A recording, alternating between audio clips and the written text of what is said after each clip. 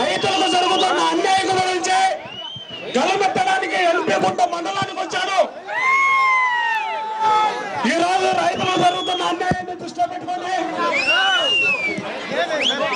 YS Jaganmohan Reddy గారు ఈ రోజు ఈ యొక్క సోలార్ సిటీలో పడుతున్న ఇబ్బందుల్లో ప్రత్యక్షంగా తన రైతులతో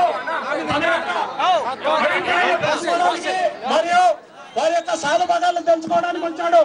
ముఖ్యంగా చంద్రబాబు నాయుడు అన్ని అబద్ధాలు చెప్పి ముఖ్యమంత్రి అయ్యాడు. జగన్ అన్న ముఖ్యమంత్రి అవుతాడు, మన కష్టాలు తీరుస్తాడు.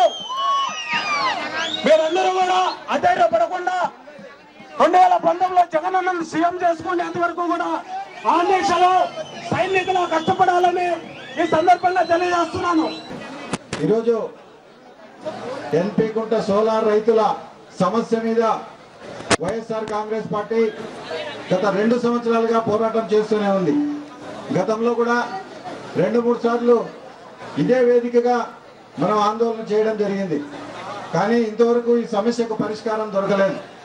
దాదాపుగా 7,500 ఎకరాలు ప్రతి ఇంటికి ఉద్యోగం ఇస్తామని చెప్పి మభ్యపెట్టి ఈరోజు మన దగ్గర భూమి లాక్కున్నారు.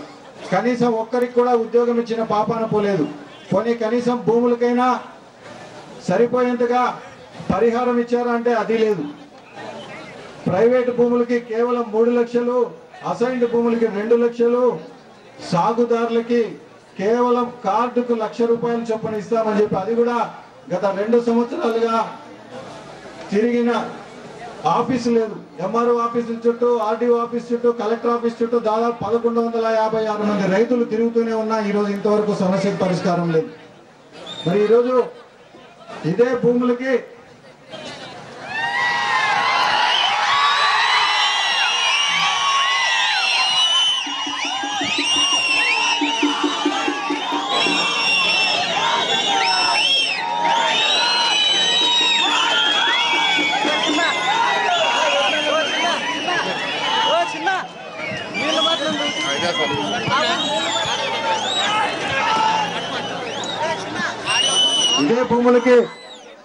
పోలవరం మరి రైట్ బ్రాంచ్ కెనాల్ కానీ పట్టుసీమ ప్రాంతంలో కానీ 5 లక్షలు, 10 లక్షలు, 20 లక్షలు కూడా ఎకరాకి ఇచ్చిన సంబంధాలు ఉన్నాయి.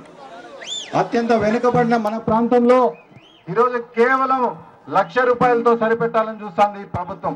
ఈరోజు కేంద్ర ప్రభుత్వం ఎంత డబ్బులు అడిగితే అంత డబ్బులు కాంపెన్సేషన్ ఇవ్వడానికి సిద్ధంగా ఉన్నప్పటికీ కూడా కేవలం రాష్ట్ర ప్రభుత్వ వైఫల్యం వల్ల ఈరోజు మనమందరం కూడా రోడ్లో పడాల్సి వచ్చింది.